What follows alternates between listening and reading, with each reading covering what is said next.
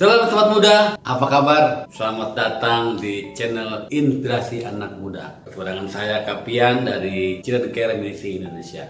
Pada video kali ini, Kapian ingin membagikan 4 tips bagaimana memperbaiki hubungan kita dengan Tuhan agar hidup kita semakin maksimal dan lebih baik. Nah, sobat muda, kenapa kita harus memperbaiki hubungan kita dengan Tuhan? Karena itu mempengaruhi kualitas hidup kita sebagai anak-anak muda.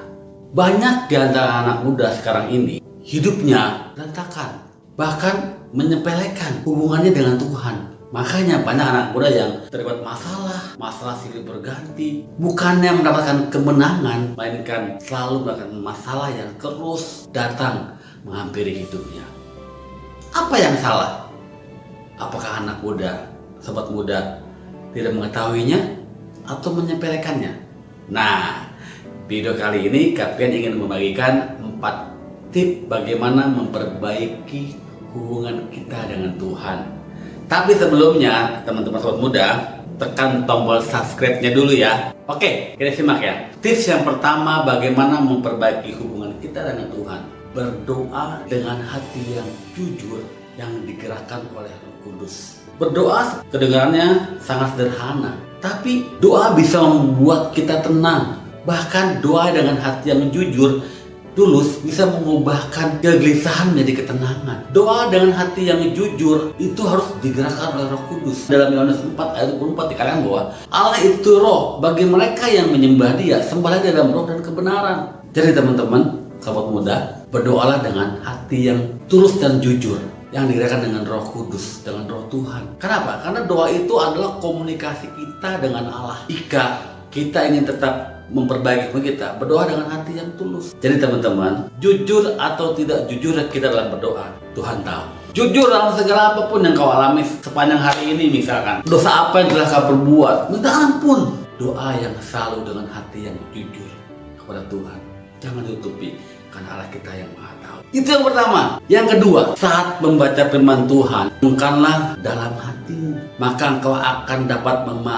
memahami makna sejatinya firman Tuhan. Ketika kita membaca firman Tuhan, mulai saat ini, teman-teman sobat muda, baca firman Tuhan setiap hari dan renungkan dalam hatimu, maka engkau akan mengetahui makna apa yang Tuhan ingin nyatakan dalam kehidupanmu. Mungkin ada teguran ketika engkau berdosa, mungkin ada nasihat, mungkin ada pernyataan Tuhan yang ingin Tuhan berikan pada hidupmu, supaya hidupmu jadi lebih baik dalam masa depanmu kemudian. Baca firman Tuhan setiap hari, renungkan dalam hati, karena itu akan menjadi rema, akan menjadi kekuatan dalam hidupmu ketika engkau menghadapi setiap berbagai macam masalah.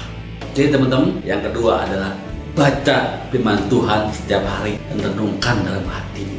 Yuk, mulai saat ini kita komitmen baca firman Tuhan setiap hari agar hidupmu semakin berkualitas di hadapan Tuhan. Poin yang ketiga adalah teman-teman sobat muda, carilah kebenaran dan lakukan firman Tuhan dalam segala hal. Mencari kebenaran itu bukan ada waktu, ada batasnya, bukan, tapi setiap saat, dalam segala hal. Waktu teman-teman sobat muda dalam keadaan masalah, penuh persoalan, tetap lakukan kebenaran. Nah, ini yang kadang-kadang sobat muda suka terjebak. Ketika sobat muda mengalami masalah, persoalan, tanpa mengetahui kebenaran sejati dari Tuhan, maka banyak anak-anak muda terperosok dengan caranya sendiri untuk menemukan jalan keluar, padahal itu tidak ada kebenarannya. Contoh hal sederhana, ketika banyak masalah malah lari ke diskotik misalkan, ke dunia malam. Tidak teman-teman, ketika masalah apapun yang kalian hadapi, cari kebenaran itu melalui siapa? Melalui Tuhan. Dengan kita berdoa, baca firman, cari kebenarannya, dan lakukan firman Tuhan. Hal sederhana dalam kitab Yohanes 8 ayat 31, Tuhan mengatakan gini, seperti ini garis besarnya, jika engkau melakukan segala perintahku, maka engkau adalah murid-muridku. Jika kita anak Tuhan, mengaku bahwa Yesus Tuhan, lakukan firman Tuhan di saat kapan atau di saat waktu yang gak tepat, di saat penuh dengan masalah, tetap lakukan firman Tuhan. Firman Tuhan yang sudah kita baca, kita renungkan, kita aplikasikan dalam kehidupan kita sehari-hari. Lakukan dalam segala hal, dalam sekolahmu, dalam pekerjaanmu, dalam keluargamu. Kenapa? Karena firman Tuhan ketika engkau lakukan setiap hari, maka akan ada terang Kristus yang ada di dalam hidupmu. Maka engkau akan menjadi anak kesayangan Tuhan. Maka orang akan melihat, oh ini anak-anak muda yang sangat dekat dengan Tuhan Yesus. Yes kan? Yang ketiga adalah cari kebenaran melalui Tuhan sendiri.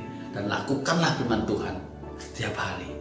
Maka itu akan membuat hidupmu berkualitas, hidupmu lebih baik.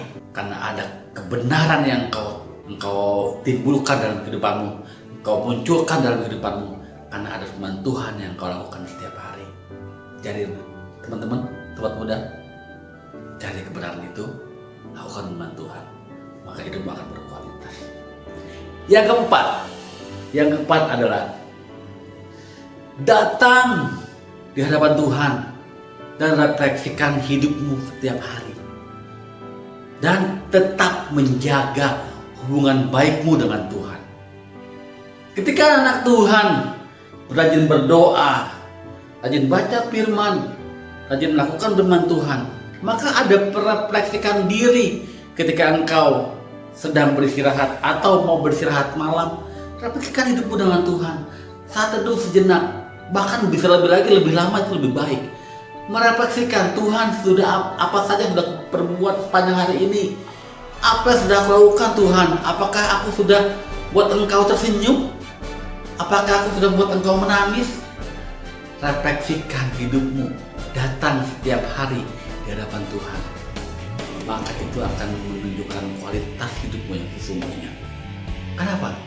Karena ketika kita datang setiap hari untuk menjaga hubungan baik kita dengan Tuhan, dengan merefleksikan diri kita kepada Tuhan, saat teduh, pujian, penyembahan kepada Tuhan kita, Tuhan yang kita yang ajaib, maka di situ akan terlihat bagaimana kualitas hidupmu di hadapan Tuhan. Maka keempat poin tadi itu, jika kita jalani, jika teman-teman lakukan setiap hari, maka teman-teman akan menjadi sobat muda yang dipakai Tuhan dengan luar biasa. Kenapa? Karena semuanya itu Tuhan inginkan agar ada kegerakan rohani yang luar biasa. Ketika engkau hidupmu menjadi hubungan yang baik dengan Tuhan, selalu terjaga, maka Allah yang akan berjalan di depan. Yes, jadi 4 poin tadi adalah pengamalan bagaimana kita hidup menjadi berkualitas di hadapan Tuhan. Baik teman-teman, 4 poin tadi jangan pernah kita lewatkan. Maka itu akan yang mengatur hidupmu dalam kekristenan. Itu akan mengatur hidupmu dalam segala hal. Dalam sekolahmu, dalam pekerjaanmu, dalam keluargamu. Bahkan Tuhan akan menyiapkan masa depanmu yang indah dan penuh harapan. Yes, tetap semangat sahabat muda. Sampai jumpa kembali di video selanjutnya. Tetap semangat. Ingat ya, 4 tip bagaimana kita memperbaiki hubungan dengan Tuhan. Oke? Semangat!